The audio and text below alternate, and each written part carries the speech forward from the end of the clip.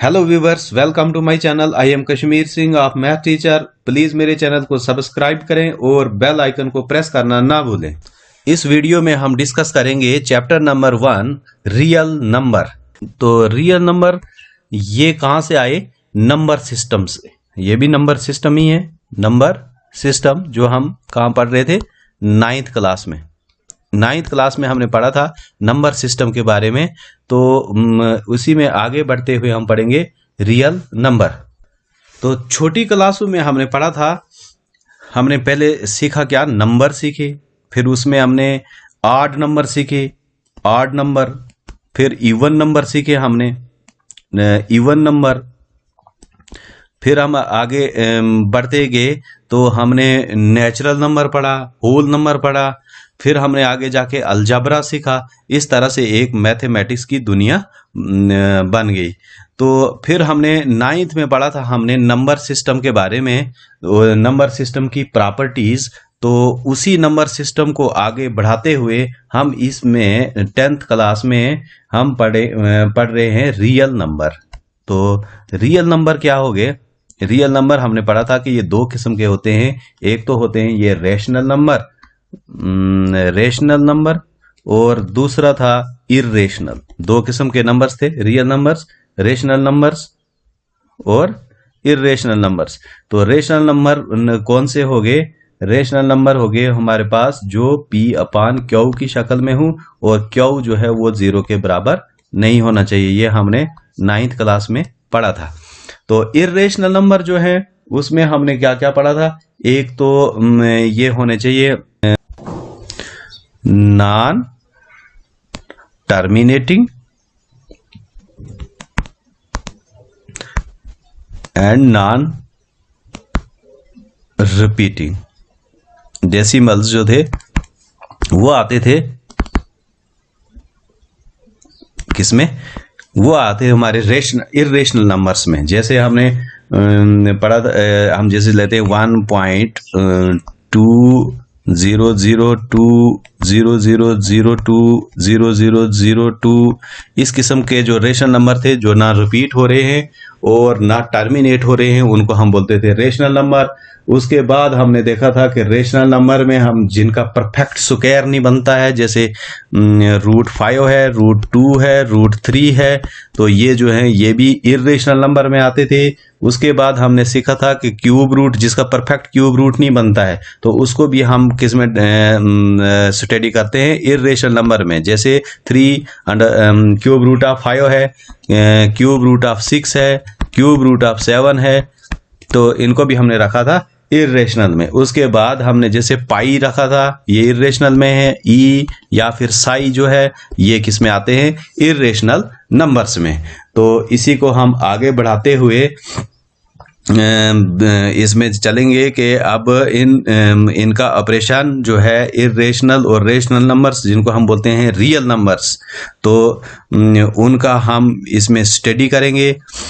तो जैसे हम इसमें रेशनल नंबर के बारे में डिस्कस करेंगे, इर्रेशनल नंबर के बारे में डिस्कस करेंगे। तो टोटल मिलाकर हम किसके बारे में डिस्कस करेंगे? इसमें रियल नंबर्स के बारे में।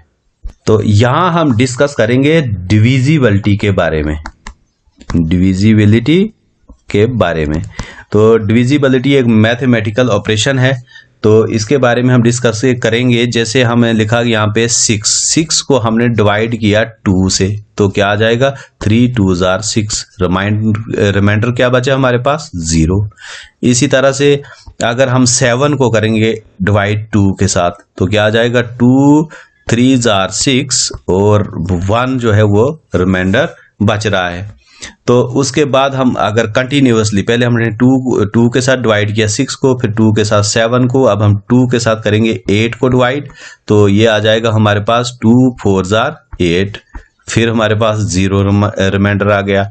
उसके बाद अगर हम देखते हैं 9 को करेंगे डिवाइड 2 के साथ, तो ये आ जाएगा हमारे पास 2 4s are 8, रिमाइंडर 1।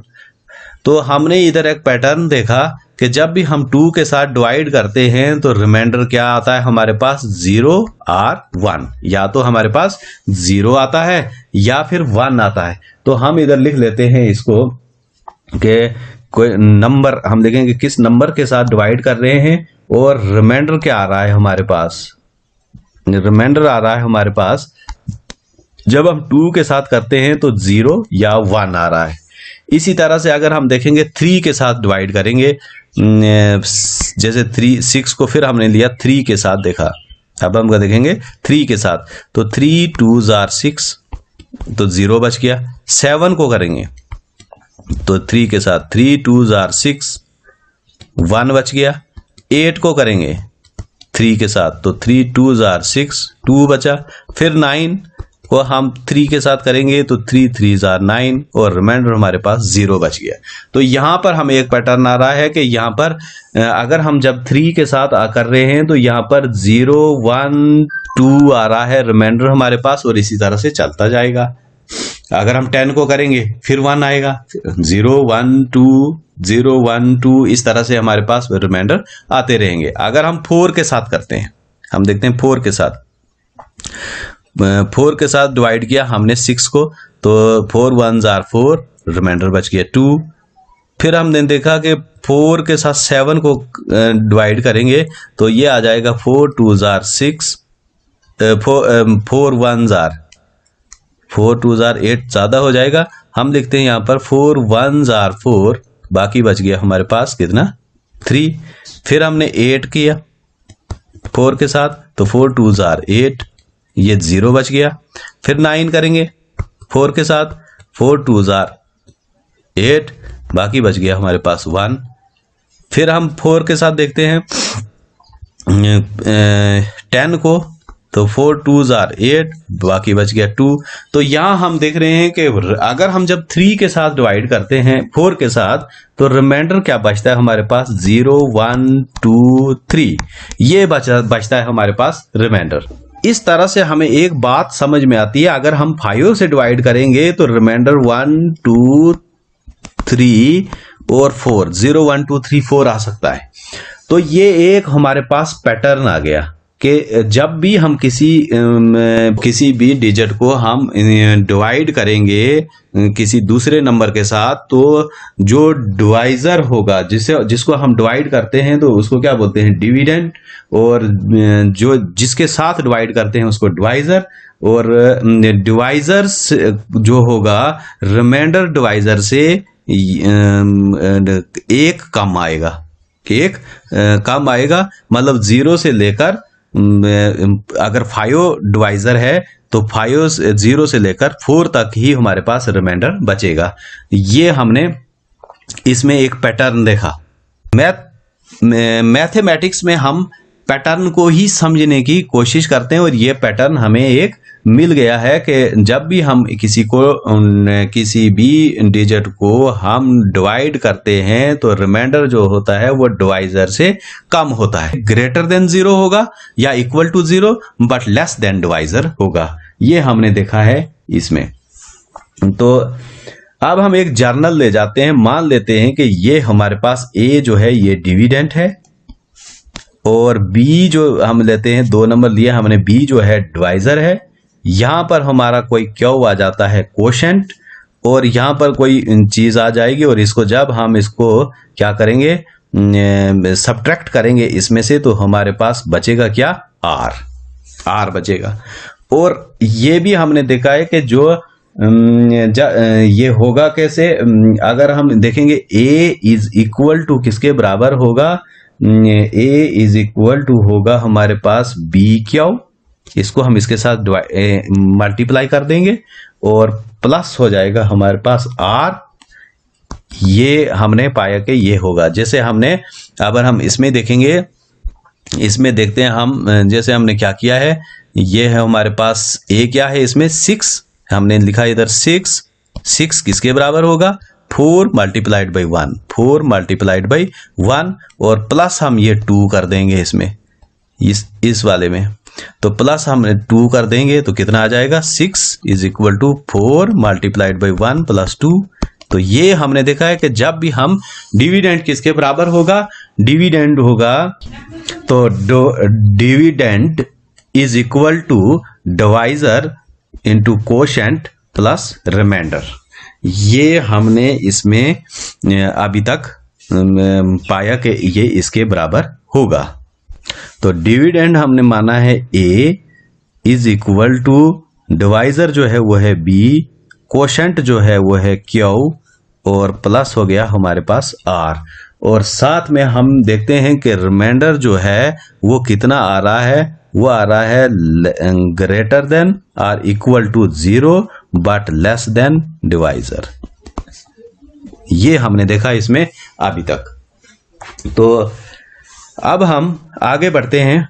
इस चैप्टर में हमें एक चीज आएगी एल्गोरिथम।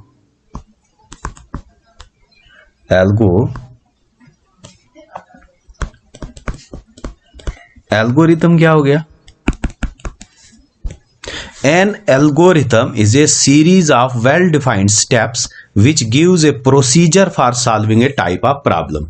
ये एल्गोरिथम क्या है?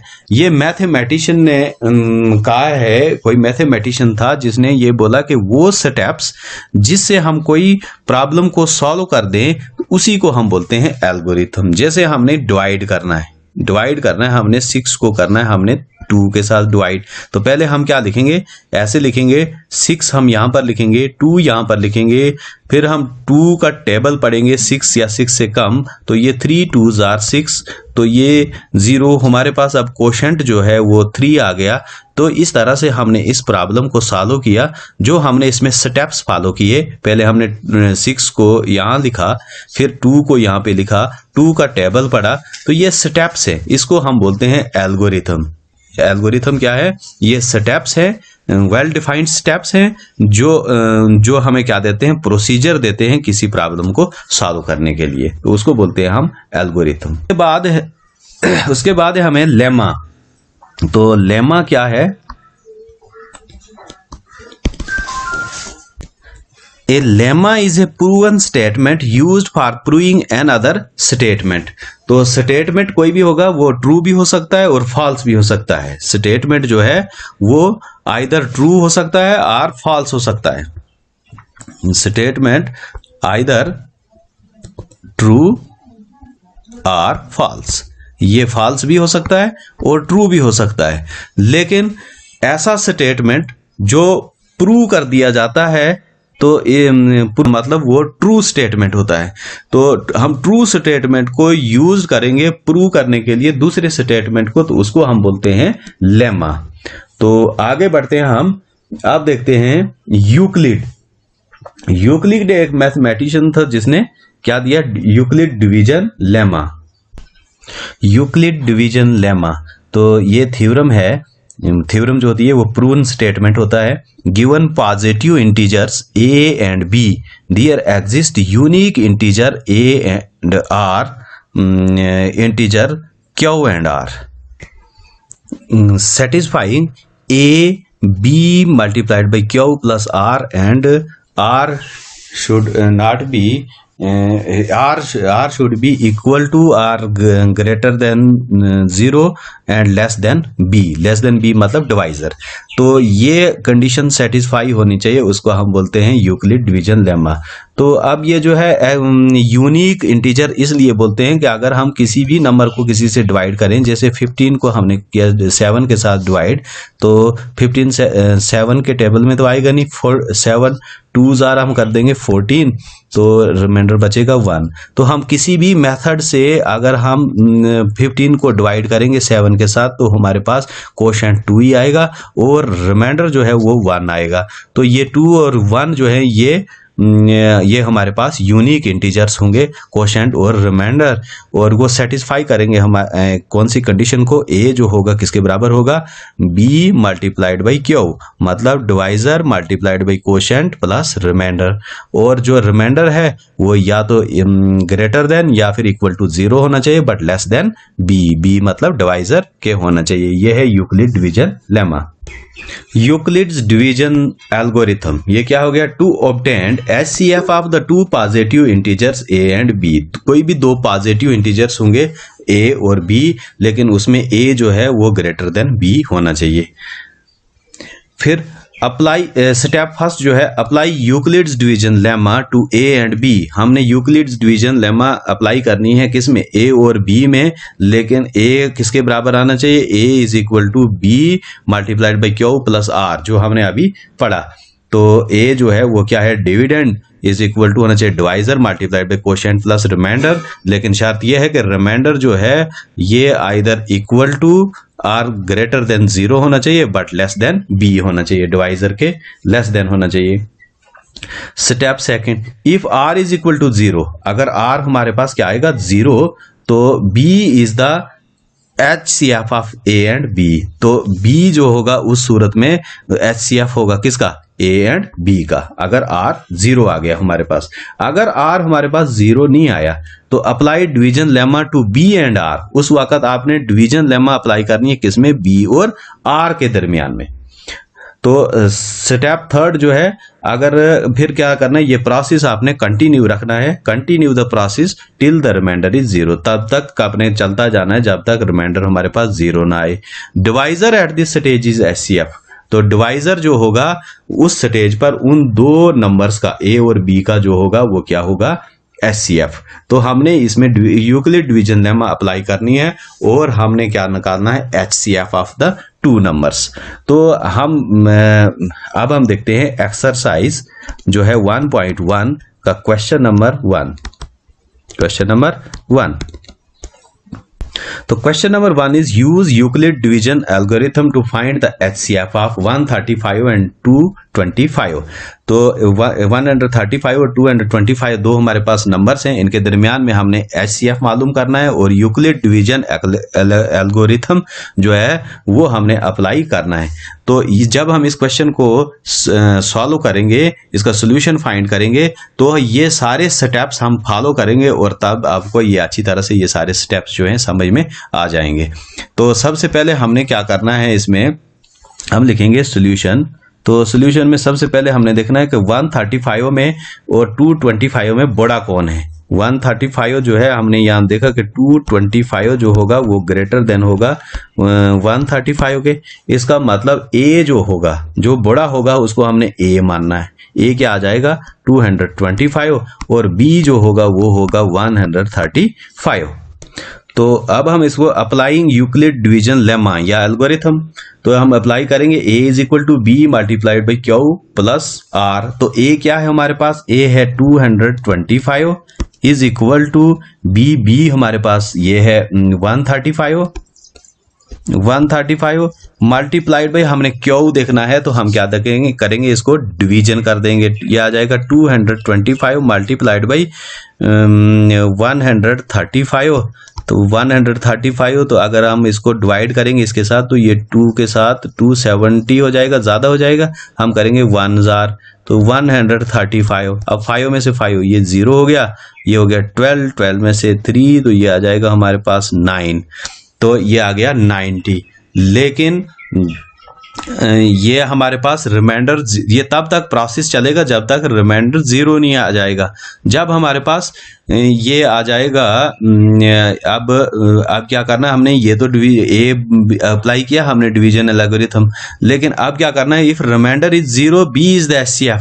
तो अगर रिमाइंडर 0 होगा उस सूरत में बी होगा HCF of A and B, लेकिन यहाँ पर रिमाइंडर जो है वो 0 नहीं आ रहा है। हमने डिवीजन ये जो है डिवीजन लेमा अप्लाई करनी है, यूक्लिड डिवीजन लेमा ये अप्लाई करनी है हमने Euclid's division lemma to A and B. अब हमने क्या करना है, यूक्लिड डिवीजन लेमा अब ए और बी और आर के दरमियान में हमने अप्लाई करना है। तो यहाँ पर क्या आ जाएगा, अब आ जाएगा हमारे पास, ये बन जाएगा इस स्टेप में अब डिवाइजर, और ये 135 बन जाएगा डिविडेंड, क्योंकि हमने अप्लाई करना है बी और आर के दरमियान में अब डिवीजन लेमा अप्लाई करना है। तो पहला स्टेप हम लिख देते हैं 135 मल्टीप्लाइड बाई क्यू क्या आया 1, तो प्लस आर क्या आ गया हमारे पास 90, ये हम इधर लिख लेते हैं।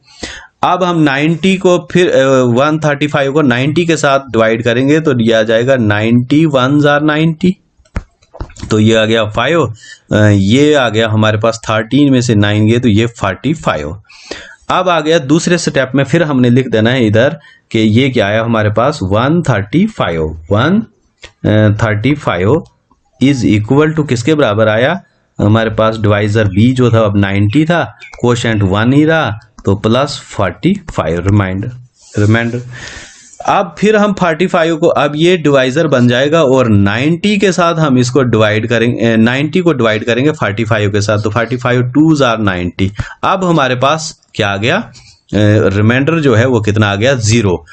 तो ये आ गया हमारे पास 90, यहां पर कौन सा आ गया, अब ये आ गया 90 इज इक्वल टू, ये आ गया हमारे पास कितना 45 मल्टीप्लाइड बाई 2 प्लस 0। अब इस स्टेज पर 0 आ गया, तो अब हम लिखते हैं इसका HCF। अब ये आपकी यह है रफ वर्क, आपने इसी तरह से लिखना है इसको। तो ये आ जाएगा हमारे पास, ये आ गया 90 is equal to 45 multiplied by 2 plus 0, 0 है रिमाइंडर। इस कंडीशन में अब HCF जो होगा वो कौन सा होगा, डिवाइजर जो होगा वो HCF होगा, वो क्या होगा HCF। तो हम लिखेंगे HCF किसका, मगर 225 135 इज कितना आया हमारे पास 45। ये आ गया हमारे पास अब HCF।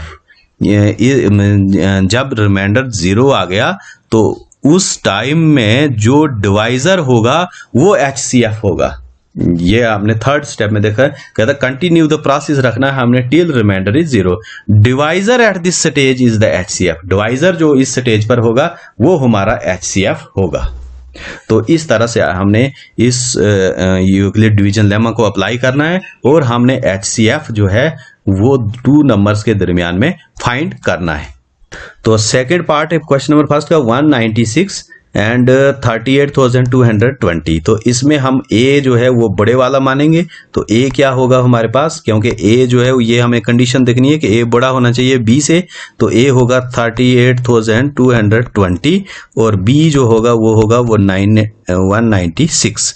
तो 38220 डिवाइड करेंगे हम 196। तो 196 जो है ये आ जाएगा 196।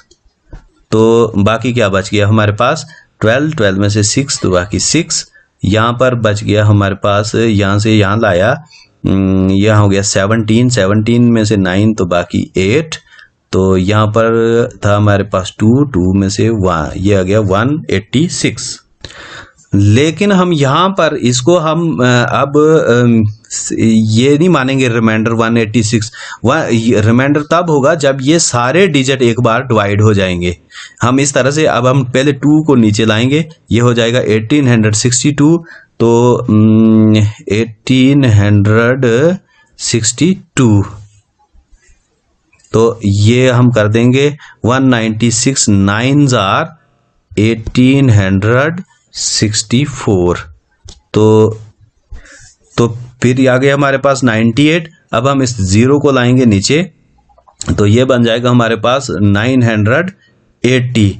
तो 196 5,000 ये आ जाएगा 980।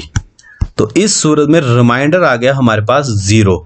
तो अब हम लिखेंगे ये जो A होगा is equal to B multiplied by, ये इसको हम ये लिख देंगे अप्लाइंग यूक्लिड डिवीजन लेमा,